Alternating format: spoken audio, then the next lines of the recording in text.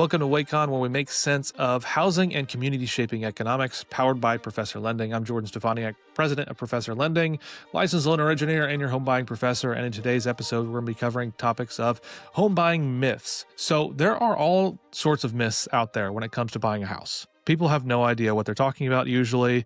They heard from Uncle Larry that you can't do this or you need to do this, and that's just simply not true. And the reality is most people don't buy a house every day. Hopefully not. They don't buy a house every year. They buy a house every 5, 7, 10 years. It's not a frequent thing, and it's a very complex transaction. And so it's normal to not understand and to have a number of myths or misunderstandings when it comes to buying a house. So what I did is I just put together some common myths, and I'm just going to walk through them and tell you why they're not true.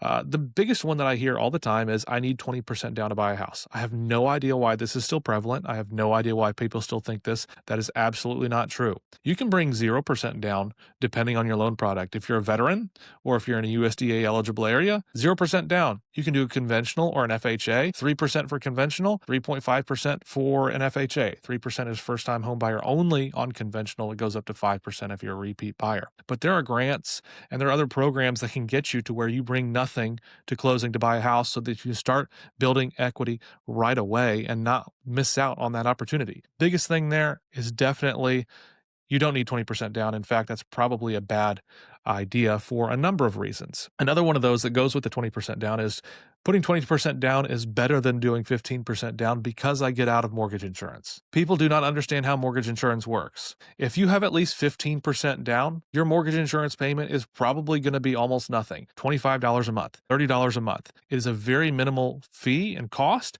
And if you understand how to structure a loan properly, you can actually save money using mortgage insurance. You get to keep some of that money from that down payment. Instead of putting 20%, you put 15%.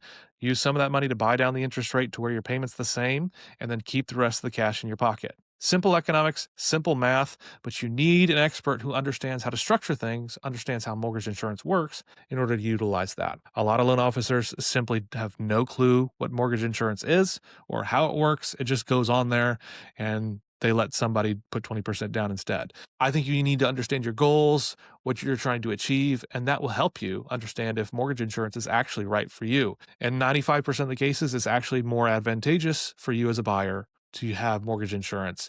Instead of putting 20% down, I always recommend 15% down almost all the time.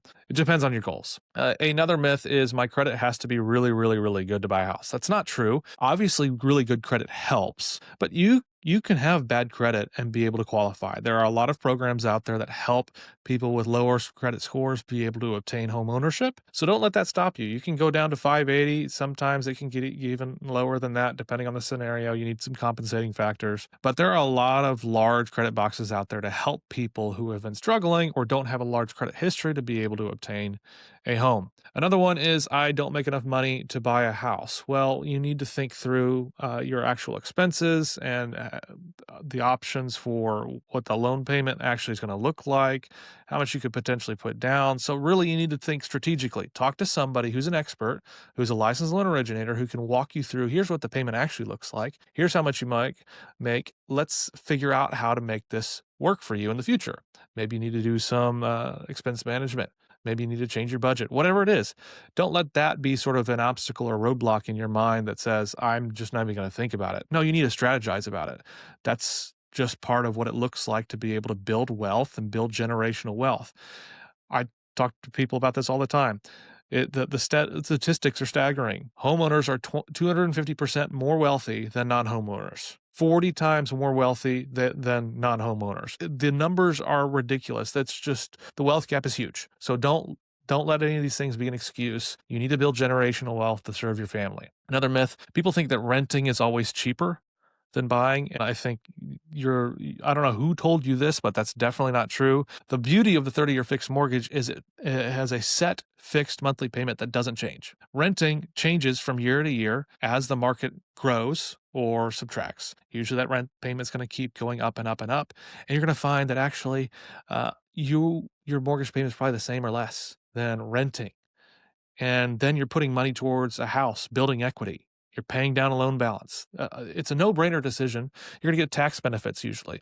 So there's all sorts of reasons to not rent anymore. Some people, they have this idea that they need to wait to buy a house until the market crashes. The market's not going to crash. Now, there are certain local markets that may see negative declines. That's true. And maybe you live in that local neighborhood. You need to talk to a realtor who understands the area and the market. But on a national level, home prices have not decreased since 2008. And that was just a one blip since we started tracking data in the 40s. So literally every single year it goes up. You cannot time the market. You will not time the market. Anyone who tells you wait for the market to crash is giving you very, very bad advice. Homes constantly appreciate, and the government subsidizes it and protects it because that is people's biggest asset. Their number one asset throughout the country, so they're going to protect it. And the reality is we just don't have enough supply to even meet demand, and therefore prices are always going to continue to go up. People think they can't buy a house if they have student loans. There's all sorts of programs that will allow a smaller percentage of the loan payment to be used for qualification purposes. So there's lots of options to be able to sort of get around the student loan debt load and be able to afford a house and qualify for it. Another myth is a lot of people think all lenders are the same. That's not true. It's true. A 30-year fixed mortgage is a 30-year fixed mortgage no matter who you go to. But how you structure that financially for you is different. The service you experience and are provided is different. The interest rates can usually be different. There's not a ton of difference between lenders, but there's going to be a little bit. Some lenders charge additional fees, large numbers of fees. Some lenders don't. Some lenders are fast. Some lenders are slow. Some lenders have a million different people in a big box somewhere located in Phoenix, and others don't. They actually have a local presence where you live. So no, not all lenders are the same. You need to actually explore what the service level looks like and the different options that they have for you. A lot of people think you need to save until it's the perfect time to buy. Again, this is just bad advice. Yes, you should have some money for a down payment, but it's better to buy now than to buy later because you're going to end up losing a chance to build equity. People think they need 2 years at the same job to qualify sometimes. There's a lot of confusion about income. No, that's not always the case. You can have a 2-year work history that is replaced by education, being in school, or various other things. Sometimes you can go down to 12 months. So commission, you can usually go down to 12 months depending on the loan product. There's a lot of ways to circumvent some of the potential worries you have. You just talk to a professional licensed loan originator about your situation, and then you'll get a sense for, hey, maybe this is an option for me. A lot of people think their bank is the best place to go to get a mortgage. That's just definitely not true. You should go to an independent mortgage broker who has more efficient, is just better all around service, and they're exclusively dedicated to mortgages. That's my opinion, obviously, but I think they're the best of the best. A lot of people think they need to be settled down before they buy a house. Again, that's not the case. That's not true. You don't need to have a 10-year plan. You don't need to think, hey, I have to live here for 3 years or 5 years or 10 years or 15 years or whatever before I buy a house. No. As long as you're going to be somewhere for over a year, it's probably wise to buy a house. You're going to realize oftentimes you end up staying in that area for whatever reason.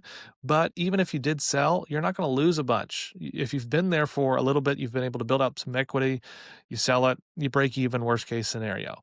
So the better case is you buy a house and you realize, hey, I stayed here, and then your house value goes up. So don't think I have to be settled down or I have to know where I want to live before I buy a house. I wish someone had told me that earlier on. I rented for too long. Bought a house first when I was 29. I wish I'd have bought it earlier, but I'm glad I bought it earlier than other people because I would have missed out on a significant equity gains. A lot of people think that mortgages take a lot of time. Now, it is an intensive experience for 3 to 6 weeks. Yeah, you have to upload some documents, complete an application, but at the end of the day, it's not that much. Application takes you 10 minutes. Gathering all the documents, maybe that takes a half hour to an hour. Additional conversations, maybe another hour. Signing some paperwork at the end of closing. It's intensive because it's on your mind and a lot of stuff's going on in the background.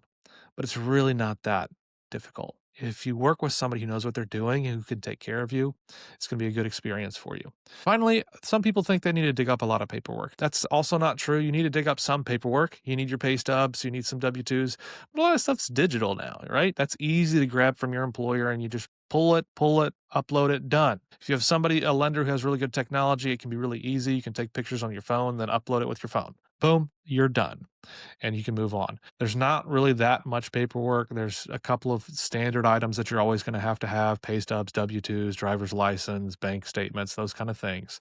But other than that, it's usually just a couple of signed explanations and maybe a couple additional documents depending on your financial situation. So those are some common myths that I experience. I get a lot of different things that come to me. Myths about mortgage insurance always are at the top of the list. Down payments are always top of the list. But let me know what you think is a myth that maybe that I missed, or maybe a potential myth that you think you have and you just don't know anything about. So drop a comment below. I'd appreciate it.